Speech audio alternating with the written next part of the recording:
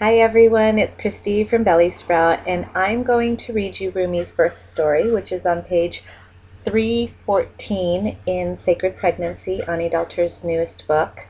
Um, and his birth story is pretty amazing. I love it, and I'm so excited that it's in this book. So when he's going to have children of his own, he's got his book, his story in a book. The birth of Rumi. Within moments, I felt a rush through my abdomen. My eyes snapped out of the daze of floating in the water for about an hour, bathing in ecstasy, my body weightless in a sea of warmth. I exclaimed, "The baby is coming! The baby is coming! I am not pushing! Baby is coming!" I remember the heat as my baby descended into the birth canal, caressing my body, widening his passageway, and preparing for his arrival. I was startled out of my blissful state and remember thinking that I had only read about this experience in natural childbirth books, and here my body was recreating what others universally have felt before. I closed my eyes, positioned my hands, and chanted a Kundalini chant. God and me and God are one. My baby had spoken to me and told me to get ready. He was ready to meet his co-creators. The day before my delivery, I woke up to call my midwife. "Enough," I told her as I nursed my toddler. "We need to get this moving. I have had enough." She sent me off to the local health food store to pick up some herbal tinctures to jumpstart the process. I took them before lunch and then settled down for a nap with my son. I began to feel some subtle sensations, but nothing worth calling her about. My large belly was uncomfortable, and after a pregnancy riddled with back pain, I was ready to get my little baby out.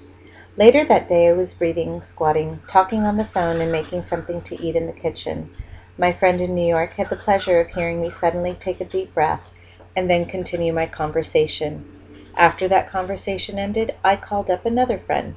We had a lot of catching up to do, and for whatever reason I was not making the connection that perhaps I was in labor. After dinner, I was laying on my bed to get a massage from a friend while Juan read to my son in the other room. 5 minutes, 4 minutes, 2 minutes apart. Nicky called out to my husband. He showed up at the doorway looking at me curled and relaxed on the bed, drinking in the luxury of a sweet massage. "Can we call Sue, our midwife, now?" he asks me. Well, okay, I tell him, still certain there was nothing really going on with me. Within a half an hour, Sue and her daughter are at my home. The contractions stopped. Cold turkey. I was prescribed a small glass of wine, a bath, and the instructions to go to bed. I obliged, my swollen belly pressing against my husband as he cradled my son. We were asleep by 10 p.m. My arm was lightly draped across my husband's waist. Deep breath, snippet of sleep. Deep breath, snippet of sleep. I was actually sleeping between contractions. Wild. I had heard about this and thought it was impossible, yet here I was sleeping through waves of contractions. At one point, I got up to go to the bathroom. "Whew," I mumbled to myself, "this is intense. Maybe I shouldn't have any more kids. This is strong." Off I went to pee, came back to bed, and just took many more deep breaths without waking my husband, without screaming, moaning, or asking for help. In the middle of the night, in the middle of that dark night, it was me, my breath, and my little baby, inhaling and exhaling the beauty of labor. I was in that deep place in my soul, trusting my body, and in those moments I was fully present. There was no fear of what was to come, and no drama about the jabs of intensity heating my womb. I was there with my child, enveloped in that mysterious place where women have come before me, embracing birth and sheer surrender and joy. Magical. Then it happened. At 3:30 a.m., my water gushed out, drenching the bed. Whoosh! Juan, I called out, "My water!" I got onto all fours. He checked to see if my corda was okay, and then started to get the pool ready. My son woke up and was lying in the bed staring at me. Deep breath in. "Mommy's having a baby," I told him, smiling. Deep breath out. His angelic face looked at me, puzzled but not scared. Fear wasn't anywhere near this home. By 4 a.m., Sue and her daughter arrived. Soon after, Sue's assistant, Katie, showed up. I began to show signs of, well, euphoria. It started with Sue. I started singing. Not ballads or anything remotely romantic. Real songs like "Wheels on the Bus" and classic 1970s rock songs. Anything that would pop into my little laboring mind would then be thrust forward with my vocal cords. The entire birth team would receive their personalized version of my improvisations. It felt too good to be vocal, to be funny, to make this experience light and joyful. So I sang.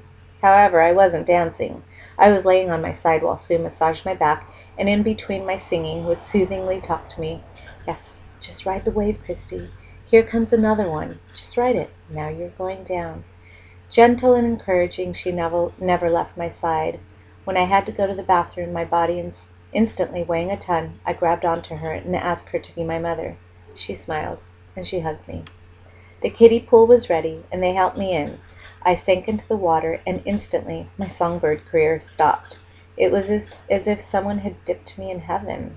My body relaxed with no effort, meshing with the perfection of the water. Was I dreaming, or could anything be so divine as to make me feel utterly delicious? My euphoria was allowing me to close my eyes, smile, and breathe deeper into my soul. My friend, who showed up, her back resting on the wall next to the pool, thought my labor stalled. I was so quiet.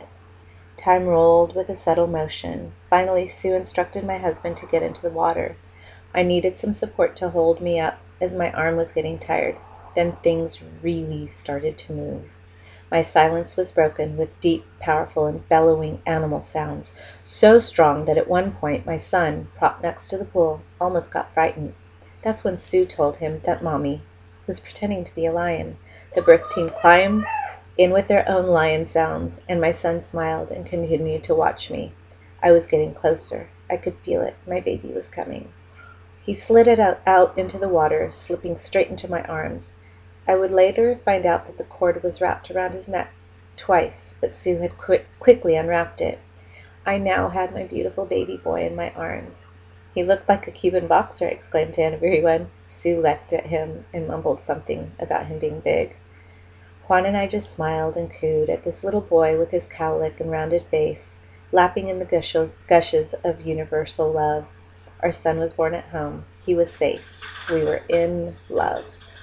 After the big meal my mother prepared for my family and birth team, I nestled in bed with Rumi, still elated from the whole experience. I had birthed a 10-pound, 12-ounce baby. At home, in the water.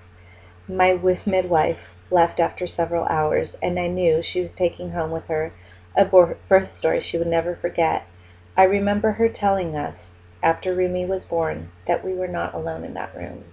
That without a doubt there was something much bigger than ourselves who had come to bless us, nothing short of a miracle. I would have been a C-section, plain and simple, had I gone through a standard hospital practice. I would have been classified as high risk, and a scheduled C-section would have erased my personal birth plan for what the medical world would have proclaimed as impossible. But there we were, baby and I, perfectly healthy and happy, after about 5 hours of active labor.